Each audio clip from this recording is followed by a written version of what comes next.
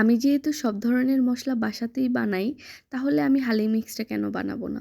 তো এখানে হচ্ছে খেসারি ডাল, তারপরে হচ্ছে অ্যাঙ্কর ডাল, বুটের ডাল, আ আমি নিয়ে নিলাম হচ্ছে কলইয়ের ডাল, তারপরে হচ্ছে সুগন্ধি আ চিনি গুঁড়া চাল, পোলাওয়ের চাল যেটা, সেটা। এরপরে হচ্ছে মুগের ডাল, আম এবং বিভিন্ন ধরনের ডাল আমি জাস্ট নিয়ে নিলাম।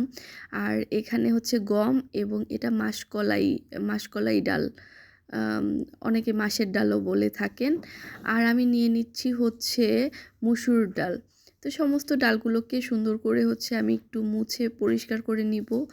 আর হচ্ছে এই যে সবগুলোকে আমি পরিমাণ মতো মিক্স করে নিয়ে এভাবে ব্লেন্ড করব, দানা দানা থাকবে। অ্যান্ড এইটা হচ্ছে আমি রান্না করার আগে প্রায় আধা ঘন্টা বা 40 মিনিট ভিজিয়ে রাখবো।